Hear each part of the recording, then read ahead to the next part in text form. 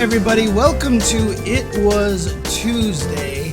We are continuing here with the EVO discussion from EVO 2023. I just finished talking about a bunch of the other games that all took place on Sunday, but here we have the games that took place before Sunday here. And obviously, I'm not as well versed in the scenes, but I will give my best ability to describe some of the major stories coming out of these games. So, for example, here, for Dragon Ball FighterZ, this was definitely an interesting one because Yasha has been one of the strongest players for Dragon Ball FighterZ for a long time. And even though Yasha did not win the tournament, which we'll get to in just a little bit, Yasha got sent to the loser's bracket very early, if I'm not mistaken.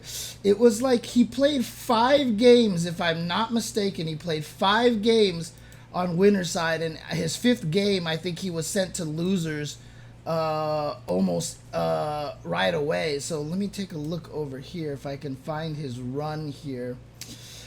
Oh, start.gg, start.gg, you are a thing, let me tell you that.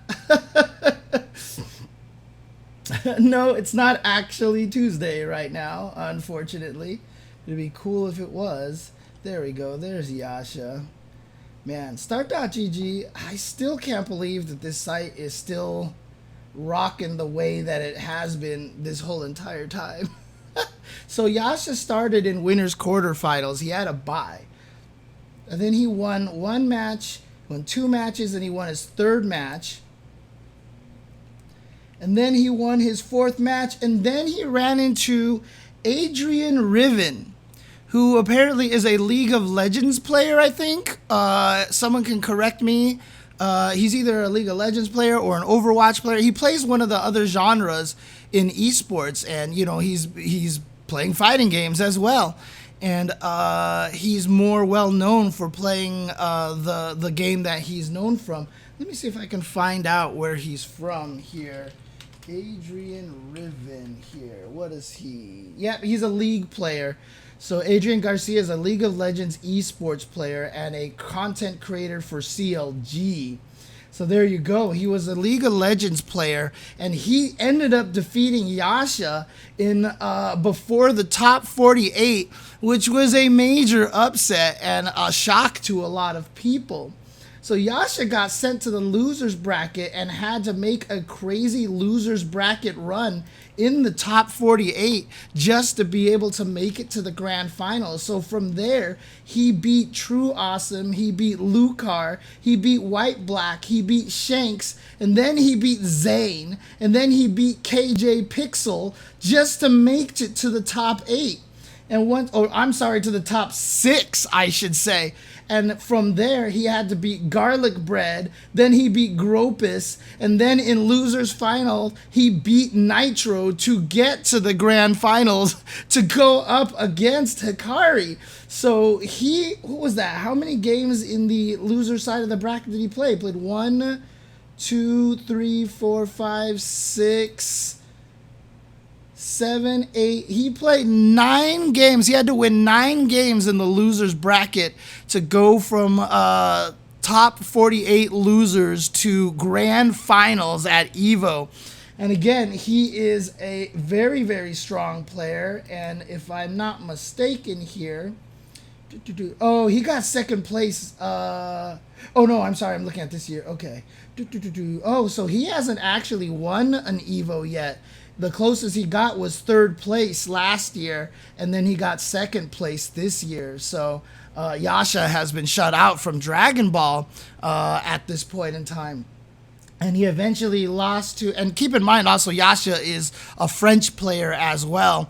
And he, at one point in time, I even listed him as one of my players of the year for the Ultra Chen TV Awards because he dominated he was basically the hero for the US versus France exhibition at one of the Dragon Ball World Finals. And then also I think he won the Dragon Ball World Cup one year, if I'm not mistaken. Dragon Ball Fighters World Cup champions. Let's see, make sure. Dragon Ball World Tour. Let's see, Fenrich won that one. Let's see if I can find. You know, I tell you something, sometimes it's strangely hard to find information on the internet. In any case, if someone can actually find out that information for me, I would appreciate it. I don't want to bore you guys here on the video looking it up.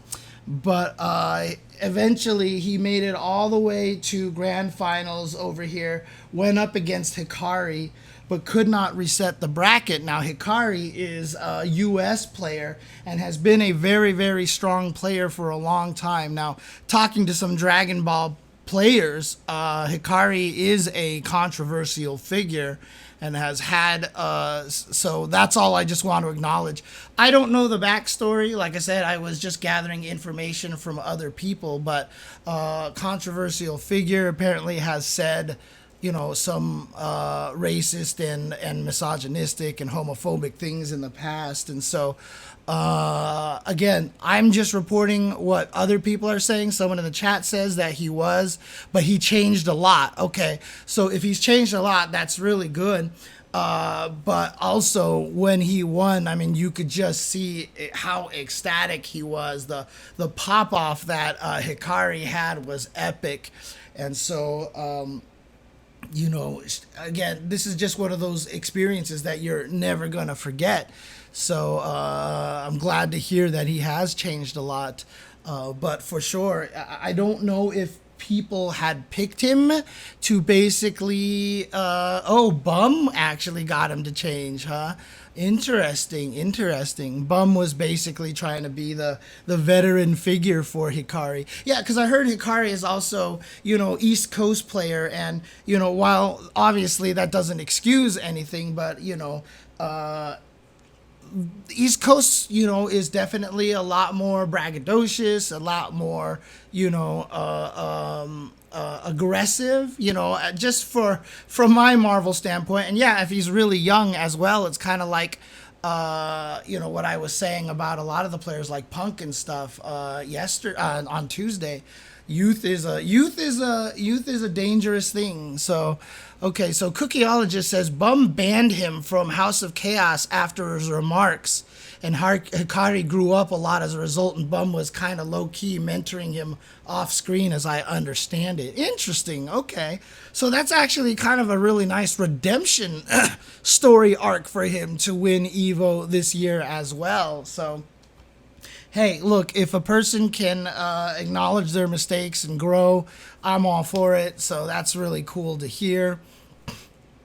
So shout outs to Hikari. I mean, this is a big deal, but, you know, hoping that this win does keep him humble and keep him aware and keep him to the point where he continues to grow and mature. A lot of people, including myself, said to give up on him. Wow. Okay.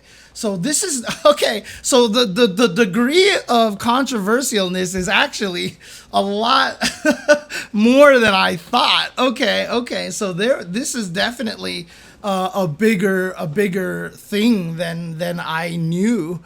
You know, I was told he was controversial and that, you know, he's said some bad things in the past, but I didn't realize it was like to this extent.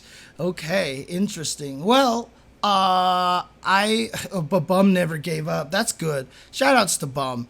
And then also Hikari as well. I mean, if you somehow catch wind of this, I'm not sure how that would actually happen. But, you know, hopefully this keeps you humble. Hopefully this keeps you respectful of other people and, you know, helps you, you know, basically if you're winning EVO, you're kind of be put into a position where you are kind of a role model at this point.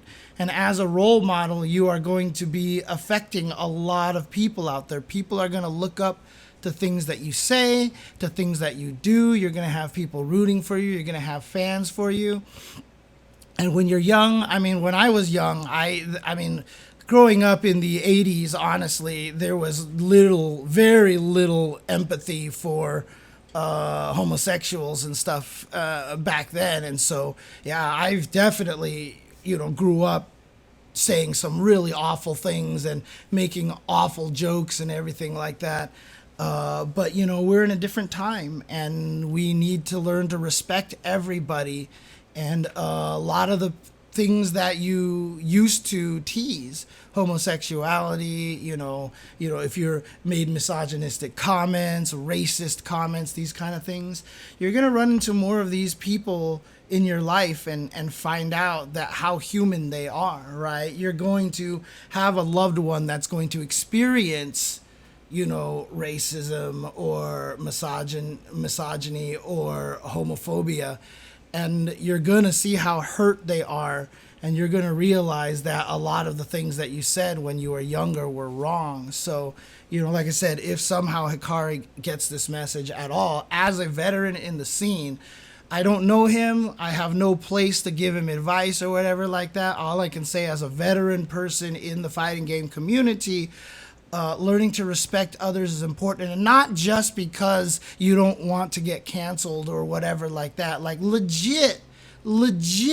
if you are now a Evo winner and people are going to be looking up to you and respect the things that you say, you want to respect everybody else too. You want to realize that everybody else out there is a human being and worthy of your respect as well. And who they are and how they were born makes no difference to how you should treat them. So, yeah, I mean, someone in the chat says, I don't think most people change. They just learn to hide it. While there is a lot of truth to that, that's kind of what I'm saying here, right? That's what I'm saying here. Don't just hide it so that you can not get canceled or something like that, but really think about it. And like I said, that's the hardest thing about youth, right? When you're youthful, even all the way through your 20s where you're still youthful, you think the world owes you everything, and so you think you're funny, you think you're hilarious, you think you're better than everybody else. As I described it, when you're in your 20s, you think you're invincible, right? So yes, I don't know. I don't think it's a Guilty Gear player. Is he a Guilty Gear player as well? I'm not 100% sure. But you think you're invincible. So it's very important. You get humbled a lot in your 20s. And, a lot of people do actually mature once they get to your 30s. So, obviously it's going to take a while for people to really understand it. But that's kind of my hope. Like I said, if he catches wind of this at all, just to understand that everybody deserves respect, right?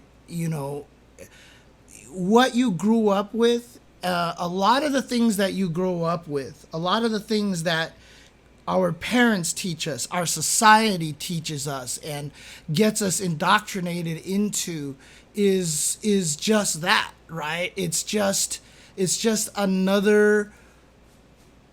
It's a philosophy being forced upon us when we were young, and we are very, very much like sponges. We will take what we hear and to learn. Now, who's to say whose opinion is right, right? So isn't what I'm talking about indoctrination, and isn't what I'm talking about trying to get you to absorb what I say as a sponge?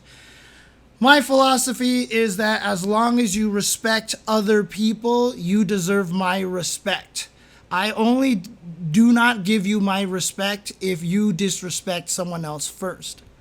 I consider the side of right being respecting others, treating others well, right? So yes, I have my opinion on how to treat the people. They have their opinion, like homophobes and racists and misogynists have their way of treating people. But my belief is that as long as you treat people fairly, that is the right side. And that I think is a good objective way to look at it, honestly.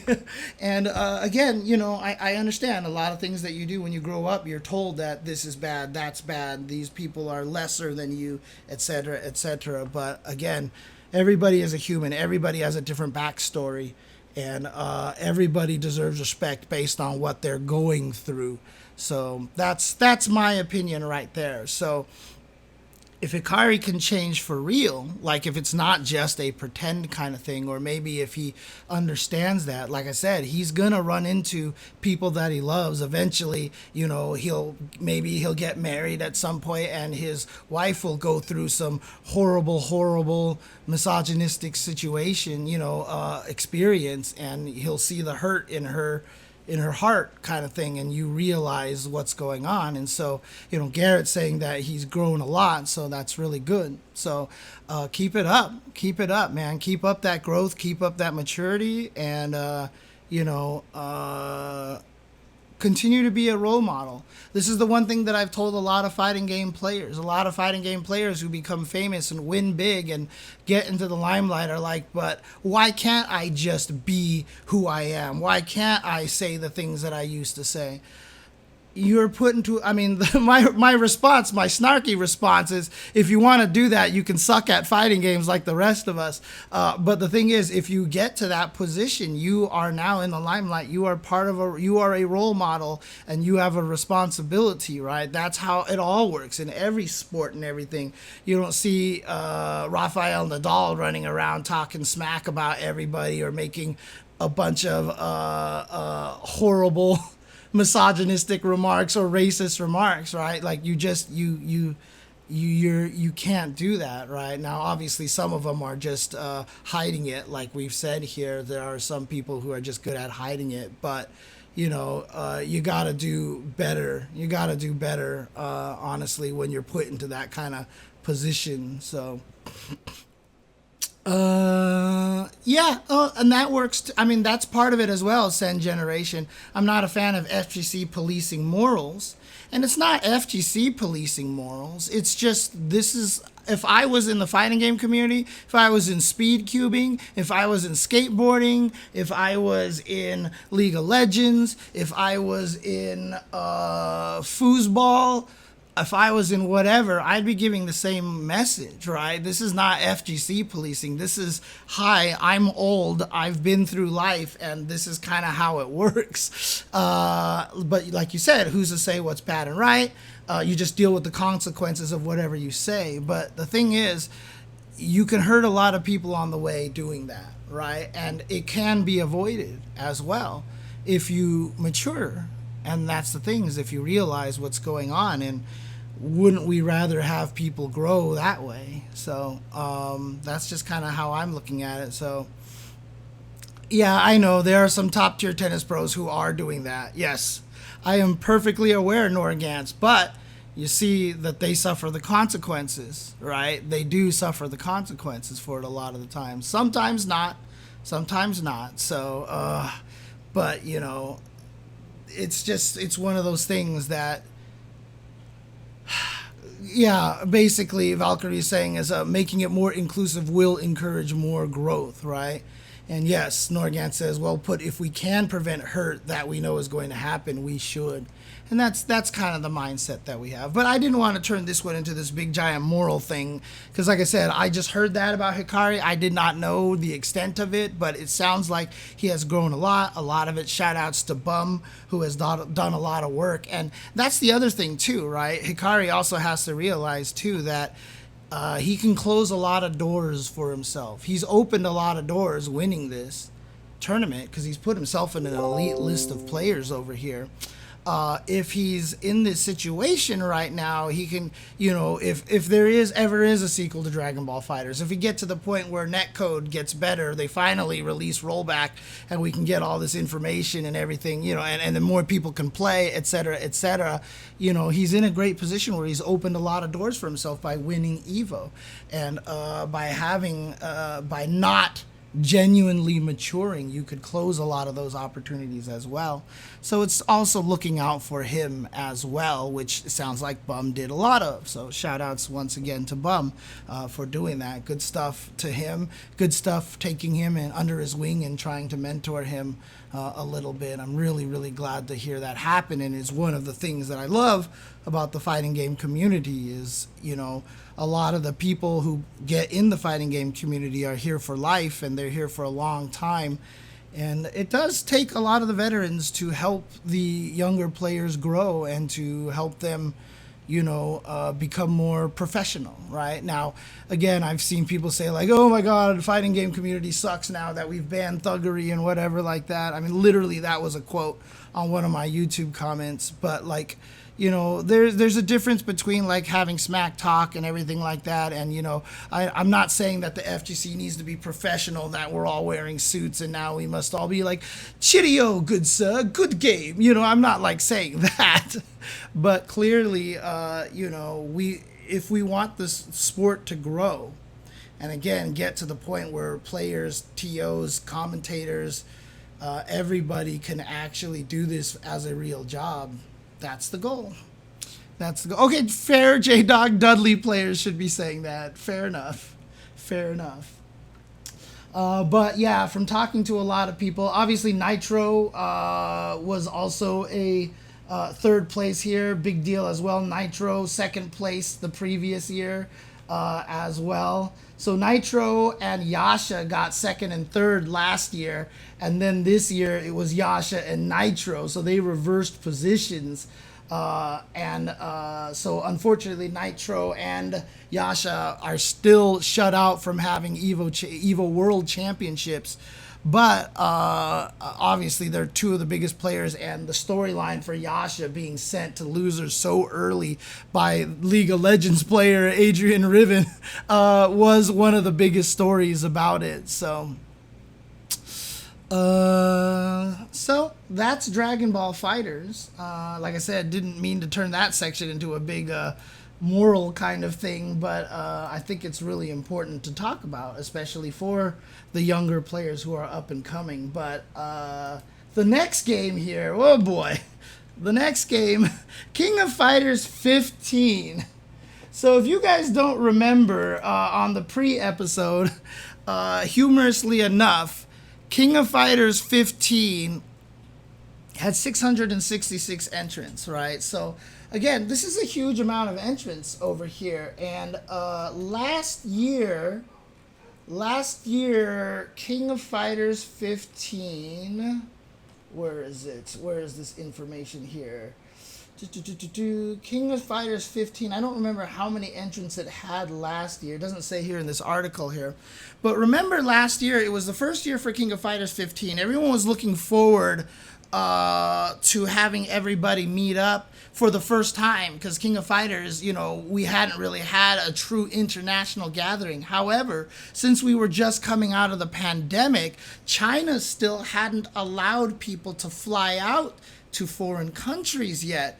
And so none of the China players, including Shanghai, made it to Evo. And so while winning Evo last year was a big deal, I believe it was ZJZ from Taiwan who won it.